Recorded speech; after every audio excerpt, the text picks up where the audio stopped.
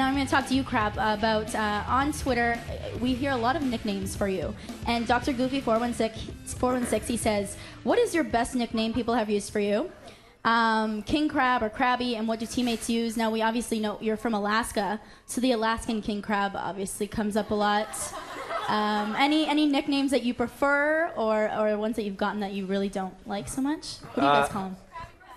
Crab Shack's one of them. Crab Shack. A lot of them call me Shacky because of I don't know. There's what is it? What is the restaurant here? Is it Krabby Joe's? Yep. But then down in the States, there's Joe's Crab Shack. And from that, they just started calling me Shacky. So, yeah, so it's actually the old coach in Atlanta, John Anderson. He actually gave that to me, and then Army brought it from Atlanta to here, and it just kind of stuck. So everybody calls me Shacky. There you go. All right, Gail, do we have another question? Yeah, I'm here with Amanda, who came all the way from Markham, Ontario. What do you want to ask the guys? What are your thoughts on the HBO 24/7 for next year, and who do you think will be the star of it? It's gonna be fun. I think we got a couple of guys who could really be the stars of that show. I mean, if Monster still is here, one of his nicknames is the most interesting man in the world. So I mean, he would probably be good. And Army's a funny guy. He would probably light that show up. And yeah, we got a couple of other guys too.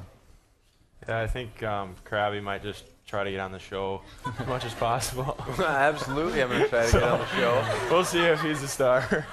Now, Carl, I guess I'll start with you. LeafsFan71 on Twitter wants to know who your favorite NHL player of all time was, or maybe someone that you looked up to growing up.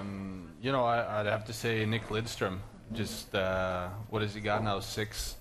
He won 6 Norris trophies, I think, and you know, he's just been a big part of the game for so long, and he's been outstanding. I think just growing up watching him, he's one of my favorite guys, and he's still playing, and you know, being out there and on the same ice surface as him, playing games against him, that's huge. I'll kind of follow that up by saying, you know, a fellow Swede, Matt Sundin, got his banner raised last week. It was a very exciting game for all people, and I saw that you tweeted on Twitter. You were congratulating him. What was it like to see a fellow Swede get his banner raised? That was great, especially here, you know, following Salming's footsteps, I guess. And unfortunately, we had a terrible game, but it was still fun to see Matt. You know, that speech he held, it was touching and good for him. Jake, do you have anyone that you looked up to in the NHL when you were growing up?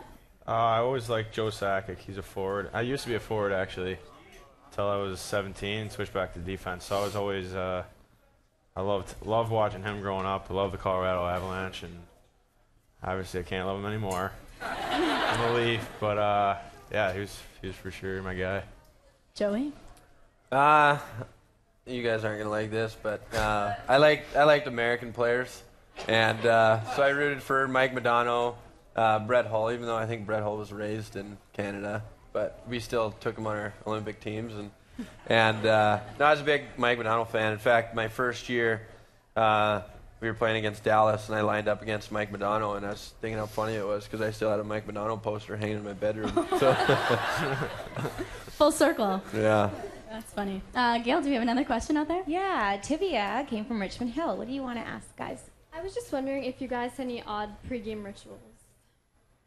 Any odd ones? Superstitions, pregame rituals, things like that. I guess just we're or at least me, I'm doing the same thing. I'm watching the clock a lot. We got it counting down from whatever 50 minutes till warm-ups, and usually I just do the same stuff over and over again at the same time. So I get in the dressing room when it's on 36 and try to get changed, and then on 19 I get ready and just waiting for the guys to go out. So I got those times.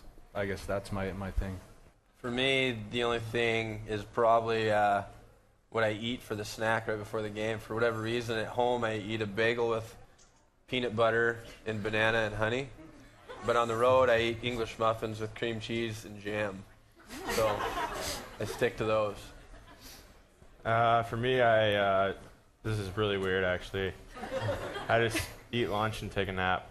So No. I think the better question is, you guys have any teammates that do those freaky rituals? Or, goaltenders are notoriously superstitious. So, any guys on the team that kind of stand out with something, or not so much? Not that I know of. Well, the only one I've noticed is Lombo. I don't know if I should blow him up like this. I've never even brought it up to him. You've just picked up on it? I sit across from the room every game, and I can see him, and he tapes his stick, and he starts tearing tape funny. He tears it a bunch, then he'll throw it away, and then he'll do it again, throw it away, and then he starts taping his stick, and then sometimes he'll unwrap it, do it again. So I don't know. I don't know if that was a secret thing that nobody knew about, because like I said, I've never even brought it up to him.